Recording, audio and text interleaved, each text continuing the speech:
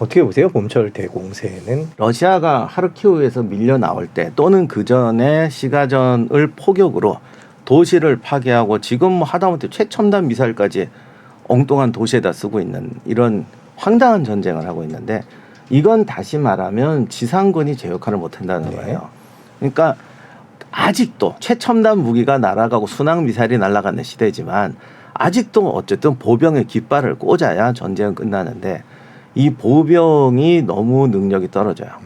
그리고 이 능력을 하루아침에 바꿀 수가 없어요. 이렇게 되다 보니 지금 계속 포격전으로 소모전을 하면서 밀고 나가야 되는데 밀고 나가지 못하니까 바흐무트 같은 데서 와그너 그룹을 투입을 했고 와그너 그룹도 처음에는 좀 정예 용병이라고 했지만 결국 시간 지나니까 뭐 죄수부대 얘기까지도 나왔지만 인해 전술로 밀어붙이는 이런 상황이 됐고 지금 러시아 공세가 이미 시작됐다 이런 말도 있습니다만 결국 그런 말이 나온 이유는 그거예요. 화력과 제공권을 장악하고 있는 또는 화력과 제공권에서 분명히 아직 러시아가 우위인데 기갑의 수도 분명히 러시아가 우위인데 이게 지상군이 몰아서 전술적으로 승리하는 능력은 너무 결여된다. 그러니 우크라이나 방어를 뚫지를 못하고 그 전력대 소비가 너무 많다. 이것이 지금 딜레마죠. 그러다 보니까 일각에서는 이미 대공세가 시작됐다. 일각에서는 이미 실패했다. 이런 얘기까지 나오는데 러시아군 내부에도 지금 이게 고민일 거예요. 그렇다고 2년, 3년을 훈련만 시키면서 기다릴 수도 없고 더 문제는 지금 러시아군 상태에서는 2년, 3년 훈련한다고 해도 우크라이나군의 어떤 전술 능력까지 절대 못 올라옵니다. 지금 이번 대공세도 러시아가 맹목적으로 대공세를 하는 게 아니라 일단 뭔가 우위를 점령하고 고지를 점령한 다음에 자 이제 됐으니까 그만하자라고 선심 쓰듯이 나와줘야 되는데 고지를 점령할 만한 고지가 뭔지도 모르겠고 그들이 점령할 수 있는 고지가 뭔지를 모르는 거죠. 지금 우리가 봄철 대공세만 이야기하지 러시아가 대공세를 통해서 얻으려는 게 뭐냐라는 부분을 놓치고 있는데 푸틴 입장에서는 출구 전략을 모색하고 있긴 할 거예요. 본인 입장에서는 하여간 뭔가 필요해요. 그런데 그럼 어디를 점령할 거냐 부분이 지금 명확하지 않은 거죠. 드렬프르강 동안 거기까지 러시아군이 갈 수 있느냐, 가기 위해서는 몇 년이 필요하냐, 몇 달이 필요하냐, 어디로 가야 되느냐 이런 부분에 대해서 지금 실천 가능성이 없단 말입니다. 그래서 지금 이번 대공세에서 가장 중요한 거는 러시아가 전략 목표를 세워야 되는데 우리가 전략 목표를 달성하기 위해서 어디로 가야 되는 일을 결정할 수가 없고 그러면 우리가 어디까지 갈 수 있는 일을 한번 테스트해서 그들 스스로 증명을 해야 되죠. 이게 이제 전선의 주도권을 장악해야 된다는 건데 지금 주도권조차 뺏겨 있단 말이에요. 그러니까 지금 대공세는 성공해도 주도권을 확보하는 라인밖에 못 가요. 그럼 전선의 주도권을 확보한 다음에 어느 지점을 공세로 얻고 그 다음에 딜이 들어가야 되는데 지금 주도권 단계거든요. 그래서 이번 러시아 대공세가 할 거냐 안 할 거냐가 중요한 게 아니라 과연 그것이 러시아가 전선의 주도권을 가져올 수 있느냐라는 문제인데 만에 하나 뭐 어디까지 갔다. 러시아군이 밀어붙였더니 어디까지 가더라 하더라도 전선의 주도권을 확보하는 거는 저는 요원하다고 보고 전략적 주도권을 확보하는 건 더더욱 요원하고 그래서 푸틴이 어떤 출구 전략을 세울 수 있는 아직 조건이 안 되는 거죠. 그게 고민이라고 저는 생각합니다. 그럼 대부분의 외신에서 지금 장기전을 전망을 하고 있는 것 같은데 그럼 교수님 말씀 들어보면 그렇게 될 가능성이 더 높아 보이긴 합니다. 이게 전쟁이라는 게 참 빨리 끝나야 될 텐데요. 사람들은 원하는 거를 추구하잖아요. 지금 지난 1년간을 돌이켜보면 중요한 전망은 정확한 전망이 아니라 다들 바램이었어요.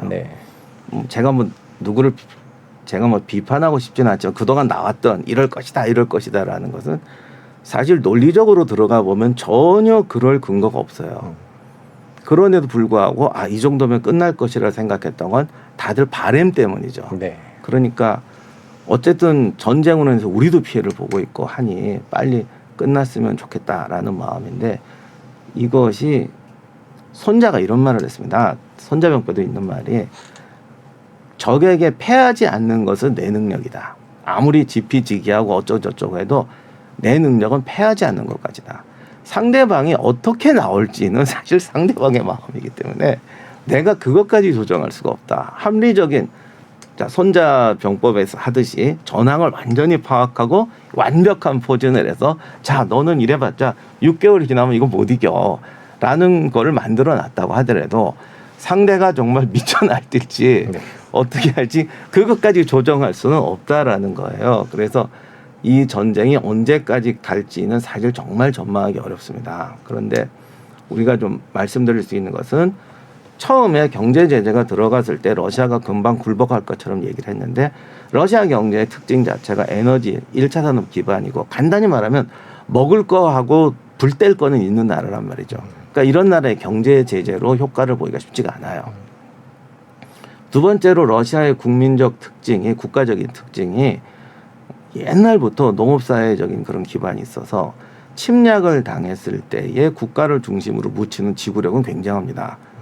물론 이거는 침략이 아니라 공세지만 본인들은 지금 침략적인 마음으로 전쟁을 운영하고 있거든요. 그리고 의외로 국민들의 불만이 전쟁 중에는 잘 안 터져요. 이건 러시아뿐만 아니라 모든 나라들이 다 그런데 오히려 전쟁이 나면 국민들은 단합하고 어떤 리더의 비리 부족한 점을 감싸주는 경향이 있죠.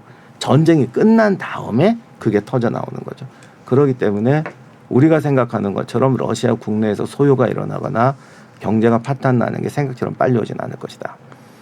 반대로 서방 측의 지원이 끝나고 서방의 전쟁 의지가 없어지면 우크라이나는 항복을 하든지 휴전을 하든지 타협할 수밖에 없는데 서방 측의 전쟁 의지도 모든 사람이 예상한 것보다는 길게 갈 것이다.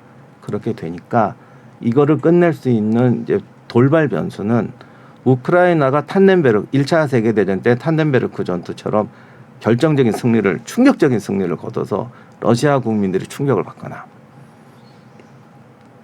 아니면 도저히 러시아가 감당할 수 이 전쟁을 감상할 수 없다는 압도적인 전력차가 나오게 되는 시점이 돼야 되는데 대부분 좀 장기전으로 갈 거다 생각하는 분들은 러시아가 우크라이나를 밀어내지도 못하지만 우크라이나가 러시아를 밀어내기에도 좀 힘이 벅차니까 아마 짧아도 6개월 이상 길면 2년 이상 전망한다는 게 그런 뜻인 것 같습니다. 그런데 제가 볼 때는 올 여름에 끝나지는 않겠지만 어쩌면 의외로 결정적인 승리 또는 어떤 도저히 이 전력으로는 안 되겠다는 포기가 2년까지는 안 갈지도 모르겠다는 생각이 드네요. 러시아 군이 거의 체력의 한계라기보다는 성장치의 한계가 있어요. 네. 계속 병력은 또 동원할 수 있을지도 몰라요. 그래도 우리가 생각하는 것처럼 소요가 안 날 수도 있고 계속 인해 전술을 할 수 있을지도 몰라요. 하지만 그 이상의 전술로 올라가지 못한다는 거죠. 인해 전술로 하고 인해 전술로 할 때도 3진, 4진은 준비되어서 더 나은 공격을 할 수 있고 우리 군의 역량이 올라간다는 어떤 그런 지표를 보여줘야 되는데 네. 아까도 말씀드린 러시아군은 10년 이내로 자기의 전술 능력을 올릴 수가 없습니다. 반대로 우크라이나 군은 두 가지 면에서 계속 성장할 수가 있어요. 첫째는 애초에 우크라이나가 장교단을 서방에 보내면서 장교단 수준을 상당히 높게 만들어놨습니다. 이게 2차 대전 때 전쟁을 하고 있는 러시아와 걸프전 아프가니스탄 거치면서 상당히 첨단 그 능력, 그러니까 현대전에 맞는 우리가 흔히 말하는 좀 자율적이고 능동적인 장교단을 만들어놨다는 거죠. 이런 권력이 있는 상태에 병력을 동원해서 살을 붙이는 건데 네. 이게 우크라이나 시스템이 굉장히 효과적이에요. 그리고 이젠 다 알려졌지만 사실 미국이나 서방에서 엄청나게 코치를 하고 있잖아요. 그러니까 이게 전쟁에 옛날에는 군대 병사를 보내야 전쟁에 개입하는 건데 네네. 지금 뒤에서 다 가르쳐주고 이렇게 하라고 하는 물론 아직 이게 정확한 정보는 공개가 안 됐지만 제가 아는 분하고 얼마 전에 또 우리 얘기도 했지만 이게 지금까지 없던 전쟁이다. 뒤에서 이렇게까지 세부적이고 리얼하게 코치해줘서 군대의 질을 올릴 수 있다라는 걸 이번 전쟁이 보여줬다는 점에서 이건 엄청난 미래전이라는 거예요. 근데 러시아 같은 체제는 뒤에서 가르쳐줘도 본인들이 따라오질 못하기 때문에 그게 안 된다는 겁니다. 그래서 시간이 갈수록 우크라이나 군의 전투 능력은 가속도가 붙을 가능성이 높아요. 이렇게 되면 스탄넨베르크 같은 대승리가 없어도 러시아의 전투 의지가 내려올 수가 있죠. 저는 이 부분이 6개월 후부터 명확해질 수도 있다고 생각해요. 다만 거기에 대해서 언제 반응할지까지는 손자도 모른다고 그랬으니까. 네.